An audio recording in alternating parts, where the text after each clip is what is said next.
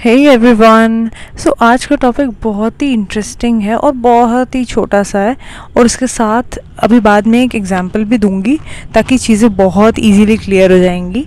ये ऑडिटर से रिलेटेड है, इसमें कुछ भी बोरिंग नहीं है तो सोचना भी मत।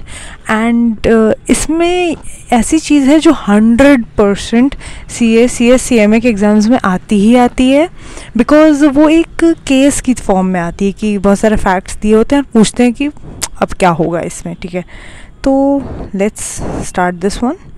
सबसे पहले तो सेक्शन 144 देख लेते हैं before we start the main thing. Section 144 तुम्हें पता ही है।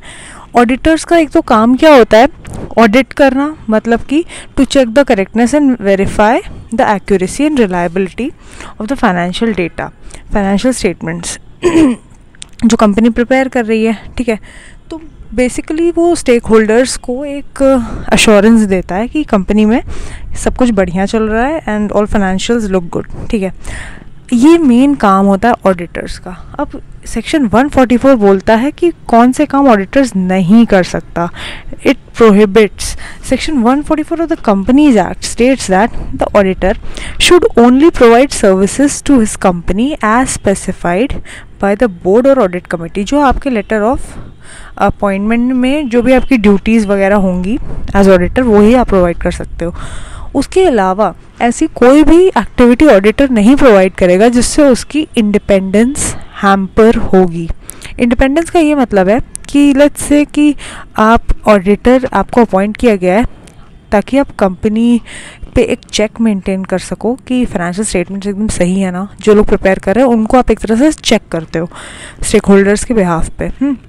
लेकिन अगर आप कंपनी के इंटरनल मैटर्स में या आप ऐसी सर्विसेज प्रोवाइड करने लगे जो सेक्शन 144 में अभी मेंशन्ड है, बताती हूँ, ऐसी सर्विसेज आप प्रोवाइड करने लगे तो एक तरह से आपको और कंपनी के साथ एक इंटरेस्ट बन जाएगा।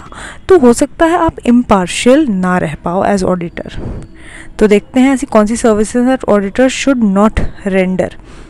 तो ऐसी सर्विसेज ना वो कंपनी को दे सकता है, नेदर इट्स होल्डिंग और सब्सिडरी। सो ऐसी सर्विसेज क्या हैं?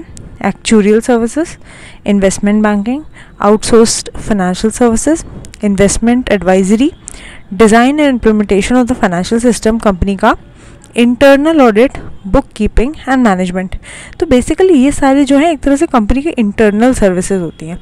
तो ये सारी अगर कंपनी को ऑडिटर ही प्रोवाइड करेगा, मतलब स्टैट्यूटरी ऑडिटर, वही ये काम भी कर रहा है, लेट्स से बुक कीपिंग भी वही कर रहा है, और अपना ही काम वो चेक करके ऑडिटर वो कैसे दे सकता है फिर, है ना, रिपोर्ट कैसे दे सकता है स्टेक होल्डर्स को, क्योंकि ये सर्विसेज तो उसी ने प्रोवाइड कर दी हैं फिर। तो इसमें इंडिपेंडेंस कहाँ हुई? तो चेकर मेकर कहाँ हुआ है? चेक करने वाले का काम, मतलब जो मेक कर रहा है उसका काम चेक कौन करेगा फिर? तो इंडिपेंडेंस हैम्पर हो जाती है। इस वजह से ये वाली सर्विसेज ऑडिटर को नहीं प्रोवाइड करनी है। सेक्शन 144 में साफ साफ लिखा हुआ है। आपका इसलिए इंटरनल ऑडिटर अलग होता है जो ये सारी सर्विसेज आपको प्रोवाइड कर। स्टैट्यूटरी ऑडिटर होते हैं जो आपको कंपनी के जो फाइनेंशियल्स को ऑडिट करता है, ऑडिट रिपोर्ट देता है आपको, तो वो एक अलग ऑडिटर होता है, वो एक्सटर्नल माना जाता है उसको। ठीक है, तो अब उस पे आते हैं, हम उसी के बारे में पढ़ने वाले हैं कि जो एक्सटर्नल स्टैट्यूटरी ऑडिटर होता है।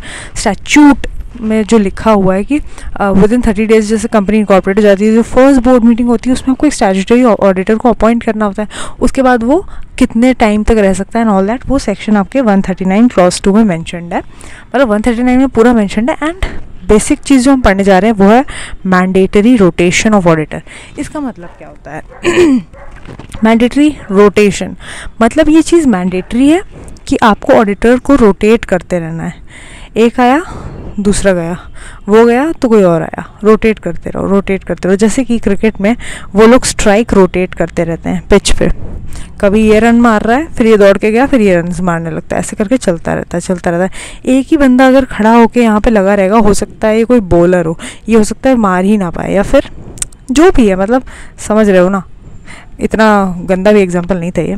एनीवे, आपको अपने ऑडिटर्स को रोटेट करते रहना है, क्योंकि ताकि आपका और ऑडिटर, मतलब कंपनी और ऑडिटर के साथ कोई ऐसे रिलेशंस ना बन जाए कि लाइक दोस्ती को रिश्तेदारी में टाइप्स ना वो लोग बदल दें। एंड अगर वो लोग में रिलेशंस बन गए, रिलेशंस बनने का मतलब है कि एकदम घर जैसे माहौल बन गया कि चाय वाय पी रहे हैं साथ में एंड ऑल दैट, कि अरे मुझे तो आपका सब पता ही है, आपकी कंपनी के बारे में आपका तो सब पता है, सब बढ़िया है, आपकी कंपनी में तो कुछ प्रॉब्लम नहीं है।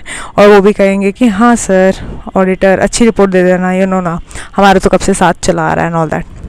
तो ये सारी चीटिंग ना हो पाए, स्टेक होल्डर और शेयर होल्डर को जो पैसा लगा हुआ है उसके साथ कोई चीटिंग ना कर जाए, कंपनी और ऑडिटर मिलके कोई चीटिंग ना कर लें, इसलिए मैंडेटरी रोटेशन करना होता है। अब देखते हैं ये अप्लाई किसको होता है।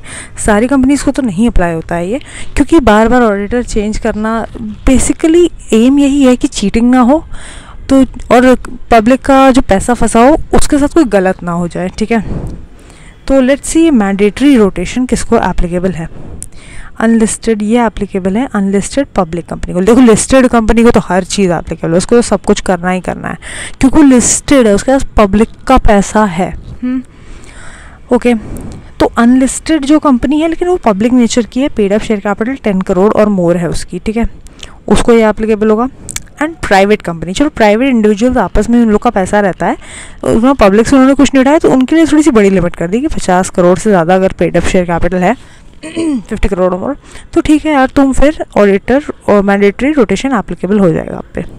अब अच्छा, कोई ऐसी कंपनी है जिसमें ये दोनों ही एप्लीकेबल नहीं हो रहा है, लेकिन वो कंपनी ने बोरोइंग्स उठा रखी हैं, ठीक है, उसने बोरोइंग ली है पब्लिक से, पब्लिक डिपॉजिट के फॉर्म में या फाइनेंशियल इंस्टीट्यूशन या बैंक से उसने कुछ तो बोरोइंग ली है which is more than 50 crore.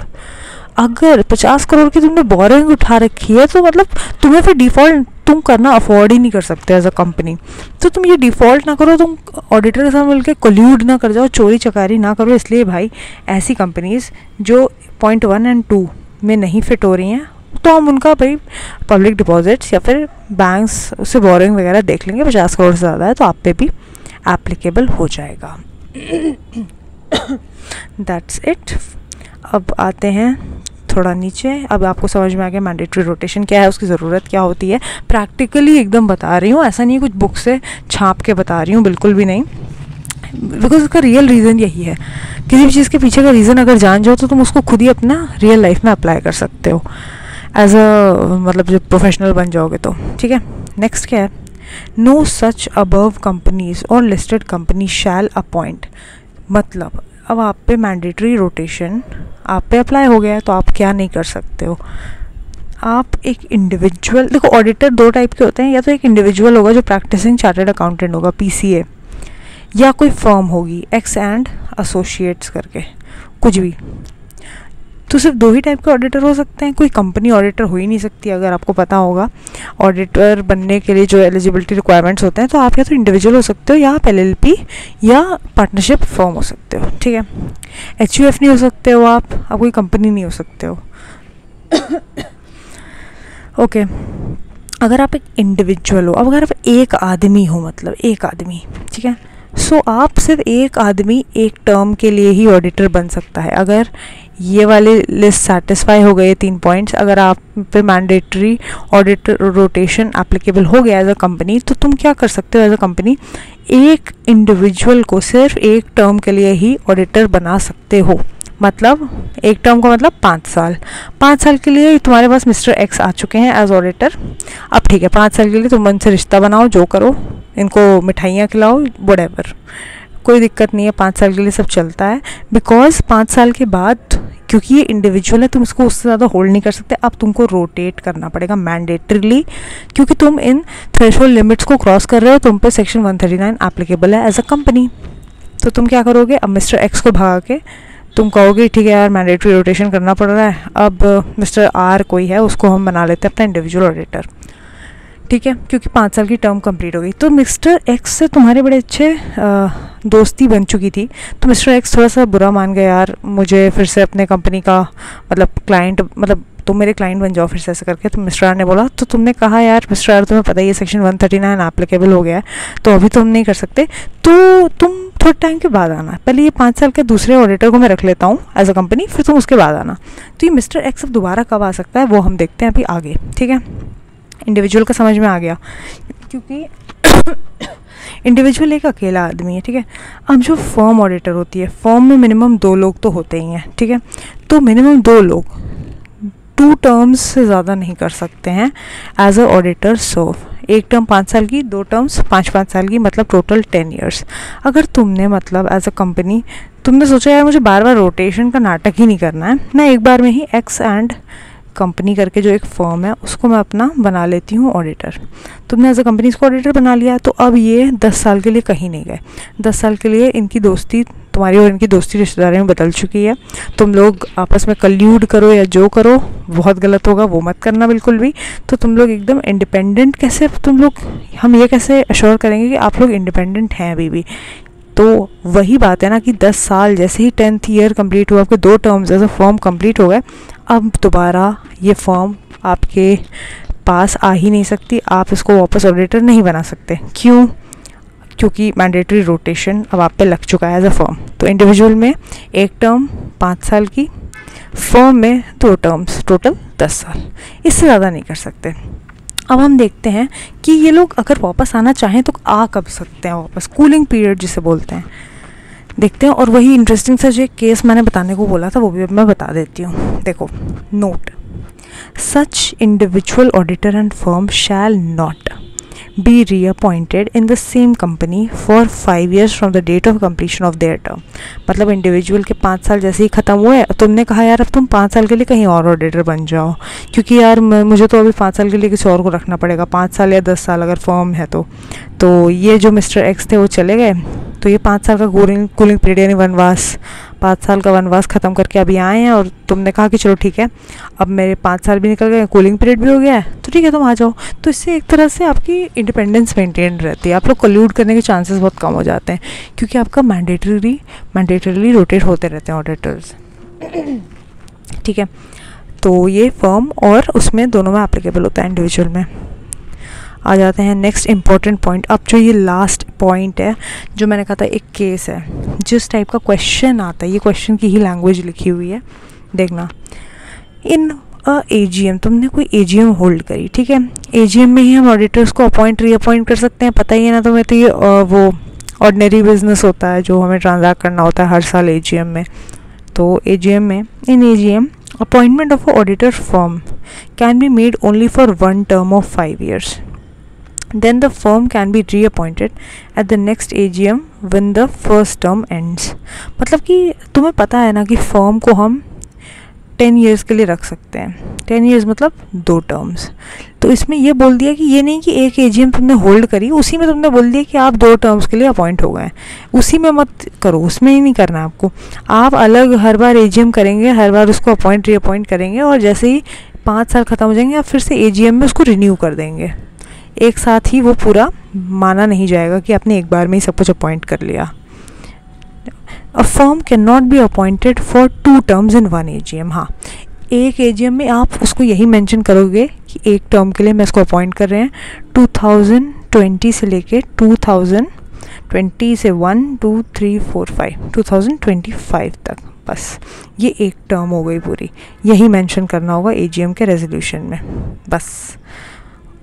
Upon completion of 2 years, यानी कि 10 साल फॉर्म ने कंप्लीट कर लिए, अब आपको कूलिंग पीरियड देना होगा 5 साल के लिए। इंडिविजुअल के भी कूलिंग पीरियड देना है 5 साल के लिए, इंडिपेंडेंस अश्योर करने के लिए ऐसा करना पड़ता है मैंडेटरी रोटेशन में।